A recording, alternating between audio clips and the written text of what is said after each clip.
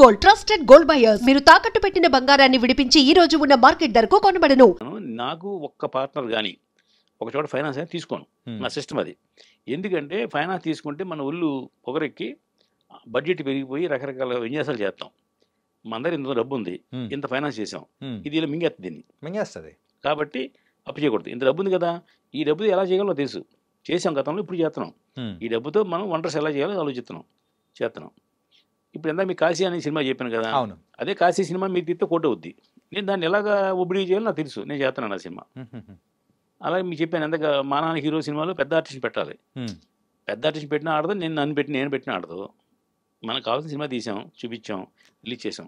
అంటే హిట్ కావాల్సిన అవసరం అసలు లేనే లేదా? ఎలా ప్రేక్షకులకు మనకు మెప్పించాలి ఇట్లా అని అవసరం లేదా? ఎలా హిట్ అవుతుంది చెప్పు. ఇప్పుడు తెలుసు కదా అని సినిమా రిలీజ్ అయిందనండి, 23 కోట్లు 25 కోట్లు పెట్టి తీశారండి.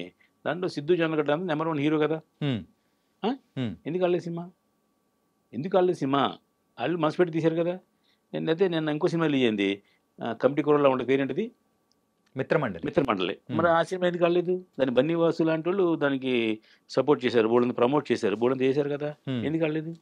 కానీ అంటే మీరు రిలీజ్ అవ్వకముందే మీ సినిమా దాని గురించి అరే ఇది ఆడదు అని చెప్పేసి మళ్ళీ ఎందుకు తీయడం? ఎందుకు తీయడం తర్వాత చెప్తాను. ఆడదు అని కాదు, నేను చెప్తాను మీకు. వెళ్ళిపోతే సినిమా అంటే అదిరిపోయింది, 100 రోజులు ఆడతాను చెప్తాను మీకు. నేను కిందే మీ కామెంట్ పెడతారు, ఈ ఇరుపప్ప సినిమా ఎందుకు ఆడుతుంది అని. ఆడేవాడు నా కామెంట్ పెడితే నేనే చెప్తాను కదా ఆడదని. ఇప్పుడు నేను ఎనలైజర్ని, ఏ సినిమా ఆడుతుంది ఏ సినిమా ఆడదో మీలాంటి వాడికి ఛానల్స్ 100 ఛానల్స్ నేను రివ్యూలు ఎత్తుంటాం కదా. మరి నా సినిమా ఆడుతుంది, ఆ మాత్రం బొరలేదు నాకు. ఇప్పుడు థియేటర్ ప్రేక్షకుడు వస్తున్నాడు ప్రేక్షకుడు. మేము బేవర్ వెళ్ళాం, తాడిపల్లి షూటింగ్ చేసాం 20 రోజులు. ఆ షూటింగ్ చేసినప్పుడు థియేటర్కి వెళ్తే అసలు పాత థియేటర్లన్నీ మూసేశారు, కట్టేశారు, క్లోజ్ చేశారు. ఏదో 1-2 మల్టీప్లెక్స్ రన్ అవుతున్నాయి. కృష్ణ బాలాజీ థియేటర్ అని మా తాడిపల్లి రైల్వే స్టేషన్ ఎదురుగా ఉంది, నెంబర్ 1 థియేటర్, అది మూసేశారు. ప్రభాత్ థియేటర్ ఉండేది మూసేశారు. జయలక్ష్మి థియేటర్ ఉంది, కొట్టు మినిస్టర్ గారు కొట్టు సత్యనారాయణ గారు మినిస్టర్ గారు, ఆయన థియేటర్ మూసేశారు, కళ్యాణం చేసేసారు. అలాగే రేలంగి చిత్రమందిర్ మూసేశారు. అలా వెంకటరామ లక్ష్మీ పండుగ కానీ 2 డబుల్ థియేటర్ ఉంది, మూసేశారు.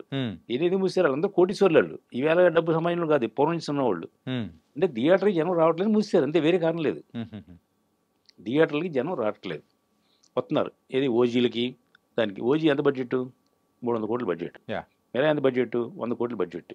అంటే ఒక మెరాయి ఒక ఓజీ లాంటి సినిమాలు చూస్తున్నారు తప్ప చిన్న సినిమా కొత్త వాళ్ళతో పెట్టిన సినిమా కానీ మిడిల్ రేంజ్ సినిమా కానీ జనం చూట్ల. ఎక్కడో పొరపాటున లిటిల్ హార్ట్స్ హిట్ అయింది. లిటిల్ హార్ట్స్ సినిమా 2,60,00,000 పెట్టి తీశారు. అది ఈటీవీ వాళ్ళకి సినిమా. అది వాళ్ళు బన్నీవాసు వాళ్ళు ఆ సినిమా చూసి ఇది సినిమా మేము రిలీజ్ చేస్తాం సార్, రిలీజ్ చేసుకుంటామంటే వాళ్ళు ఒప్పుకోలేదు ఈటీవీ వాళ్ళు. అప్పుడు ఏం చేయాలంటే వీళ్ళు ఈటీవీ వాళ్ళ దగ్గర ఒక అండర్స్టాండింగ్ వచ్చి రిలీజ్ చేస్తే ఖర్చు డబ్బు అంతా మేము పెట్టుకుంటాం, వచ్చిన డబ్బు ఇద్దరు పంచుకుందామని నిర్ణయానికి వచ్చి తీశారు, రిలీజ్ చేశారు సినిమా. అది ఓన్లీ ఈటీవీ విన్ కోసం తీసిన సినిమా, థియేటర్ రిలీజ్ చేసే కోసం కాదు తీసిన సినిమా. అది రిలీజ్ అయింది, హిట్ అయింది. అలా అది హిట్ అయింది కదా, మరి ఇది ఎందుకు హిట్ అవ్వలేదు? మిత్రమండలి ఎందుకు హిట్ అవ్వలేదు? మరి అది కూడా వాళ్ళు ఈ మిత్రమండలి సినిమా కూడా ఈ బన్నీవాసాలు తీసింది కాదు, ఎవరైనా మీలాంటి వాళ్ళు తీస్తే సినిమా బాగుందని వాళ్ళు ప్రమోట్ చేస్తున్నారు. ఇవన్నీ ఏంటంటే మీకు మీ ద్వారా ఒక క్వశ్చన్ అడుగుతాను, మీరు సీనియర్ కదా, మీకు చాలా కాలం ఇండస్ట్రీలో ఉన్నారు కదా. భారతదేశంలో తెలుగు ఫిల్మ్ ఇండస్ట్రీలో ₹1,00,00,000 లోపు తీసిన సినిమా ఆడినా సేఫ్ అయినా ఒక 2-3 సినిమాలు చెప్పండి. ఒక సంవత్సరం కాదు, 2020, 21, 22, 23, 24, 25 ఈ 5 సంవత్సరాలు మీకు ఛాన్స్ ఇస్తున్నాను. 5 సంవత్సరాల్లో సంవత్సరానికి ఒక సినిమా చెప్పండి, 5 సినిమాలు చెప్పండి. ఇప్పుడు చెప్పలేరు, మీరు నెలకి చెప్పండి, 10 రోజులకి చెప్పండి, లేకపోతే కింద కామెంట్ పెట్టండి. 2020 నుంచి 25 వరకు తీసిన ₹1,00,00,000 లోపు బడ్జెట్లో తీసిన సినిమా ఏది ఆడలేదు. నా సినిమా ఏది కూడా ₹1,00,00,000 పైన బడ్జెట్ కాదు, అదన్నీ ₹1,00,00,000 లోపు సినిమాలే. నా సినిమా ఎందుకు ఆడుతుంది? బయటోడి సినిమాలు ₹1,00,00,000 సినిమాలు ఆడినప్పుడు నా సినిమా ఎందుకు ఆడుతుంది? కాబట్టి నా అంతా నేనే వాలంటరీ చెప్తున్నాను ఆడదు అని. మరి ఆడదు అన్నప్పుడు తీయడం ఎందుకు అని అన్నారు అనుకోండి, అనమండి, మీరు అన్నాను పోనీ, మీరు చెప్తాను సమాధానం. నేనే అంటున్నా, చెప్పండి. ఇప్పుడు ఆవిడ కామెంట్ పెడితే మీరే పెట్టండి కామెంట్. ఆడదు అని మీరే అంటున్నారు, మరి అయితే తీయడం ఎందుకు? మరి మీ సినిమా ఎందుకు ఆడలేదు? మీరు ఆడుతుంది అని తీశారు కదా. అంటే ఫర్ ఎగ్జాంపుల్ మిత్రమండలి కాదు, అవన్నీ కామెంట్ చేయొద్దు, ఆడుతుంది అని తీసిన సినిమాలు 3 ఉన్నాయి కదా. అవును, కింద వారు రిలీజ్ సినిమా 10 ఉన్నాయండి, ఆ 10 సినిమాలు ఎందుకు ఆడలేదు? అవన్నీ ఆడతాయని తీశారుగా, మీ దేవుడు కొబ్బరి కొట్టి దండాలు పెట్టి మొక్కుకుని పబ్లిసిటీ చేసి ప్రమోషన్ చేసి చేశారు కదా, ఎందుకు ఆడలేదు? మీరు ఎందుకు ఆడలేదు? మీ సినిమా ఎందుకు ఆడలేదు? మీకు తెలియక ఆడుతుంది ఏమో అని అనుకున్నారు, నాకు క్లియర్గా తెలిసి ఆడదు అని అనుకుంటున్నా. ఎవరు ఫైనల్గా ఏం జరిగింది? నేను చెప్పింది జరిగింది కదా. కాబట్టి ఎందుకు తీస్తున్నాను అడిగారు, క్వశ్చన్ అడిగారు కదా. నాకు బ్లాక్ మనీ ఉంది, ఉంది. ఇందాక అడిగారు మీరు చెప్పారు కదా, ఎవరు అనుకుంటున్నారు అదే అని. మీరు చెప్పాలి. ఆ, అంటే బయట వాళ్ళు అనుకుంటున్నారు అని చెప్పేసి అదే అన్నారు సార్, బయట కదా. వాళ్ళు మీరు అనుకోండి, పోనీ మీరే అడగండి, బ్లాక్ మనీ ఉందా? ఉందా? అడగండి. బ్లాక్ మనీ ఉంది మనీ అనుకోండి. ఉందా? బ్లాక్ మనీ ఉంటే దాన్ని వెయిట్ చేయడం కోసం, బ్లాక్ మనీ ఉంది దాన్ని వెయిట్ చేయడం కోసం సినిమా తీస్తాను అనుకోండి, ఆ. మరి బయట అవ్వదు కదా డబ్బులు అన్నప్పుడు. అదే మీరు దాని గురించి ఆన్సర్ చెప్పేశారు కదా. చెప్పేశాను కదా. అయిపోయింది. అందువల్ల ఉమ్, నాకు ఫ్యాషన్ ఉంది. ఉమ్, కొంతమంది సాయంత్రం అయ్యేదడికి మందు ఎత్తారు, ఉమ్, కొంతమంది సాయంత్రం అయ్యేదడికి బ్యాంక్కి వెళ్దాం చూస్తారు, లేదా సాయంత్రం అయ్యేదడికి ఇంకో పని చేద్దాం చూస్తారు కదా. ఉమ్, నేను ఓన్లీ సినిమా చూస్తా, నాకు సినిమా ప్రాణం, ఉమ్. సినిమా అంటే నాకు ఇష్టం. కాబట్టి ఎలా ఆడాలో నేను ప్రయత్నం చేయట్లా, మనం ఎలా అడగపోయినా మనం ఎలా సేఫ్ అవ్వాలని ప్రయత్నం చేస్తున్నాను. వా. అది లాజిక్. అంటే ఇప్పుడు మీరు తీసే ఈ సినిమాలు అన్ని దానిలోంచి మీరు సేఫ్ అవుతారని చెప్పేసి మీరు అనుకుంటున్నారా? 200%. స్ట్రాటజీ ఏంటి అసలు? చెప్తా, దానికి డబ్బు ఇస్తే చెప్తా మీకు. డబ్బు సేఫ్ అంటే కెమెరా ఉంది కదా. నేను వయసుని Yes, sir. పుట్టుకతో, అంటే వయసు అంటే వ్యాపారం కోసం వ్యాపారస్తుని నేను. ఉమ్, నేను సినిమా తీసేది నాకు వేరే పిచ్చేం లేదు నాకు. ఉమ్, నేను ఖచ్చితంగా సినిమా తీయటం అనేది నాకు సరదా. సినిమా తీసడంలో మనం ఒక 100 రూపాయలు ఎలా సంపాదించాలి, ఉమ్, కోట్లు సంపాదించక్కల. ఈ సినిమా ఫ్లాప్ అవుద్ది నాకు 100% తెలుసు క్లియర్గా. ఫ్లాప్ అయినా సరే మనం ఎలా రిలీజ్ చేయాలి, ఎలా డబ్బు రాబట్టాలి. సార్ మీరు తీసే సినిమాలు అన్ని దానిలలో కూడా సో దాని నుంచి డబ్బులు ఎలా రాబట్టాలా అనేది కూడా మీరు ఒక బిజినెస్ అనేది చేస్తున్నారు. ఓకే, మీరు అంటే ఆడదు అని అనుకున్నదే ఆడింది అనుకోండి, అప్పుడు మీరు ఏం అనుకుంటారు? ఇంపాసిబుల్ అని చెప్తాను, ఎలా ఆడుతుంది ఏమో. ఆడినామండి. అంటే ఇప్పుడు ప్రేక్షకులు కూడా అదేండి. ప్రేక్షకుల మైండ్ సెట్ అనేది కూడా ఎప్పుడు ఏది నచ్చుతుందో తెలియదు కదా. స్కూల్ ఎగ్జామ్ రాశాను, ఫెయిల్ అవుతానని ఇంట్లో పిల్లలందరికీ చెప్పేశాను, ఫెయిల్ అవుతానని. పాస్ అయ్యాను, ఆనందపడతాను, గ్రేట్ అచీవ్మెంట్గా ఫీల్ అవుతాను నేను. అంటే మనం తీసిన సినిమా కూడా ఆడుతుందా అని అవుతాను.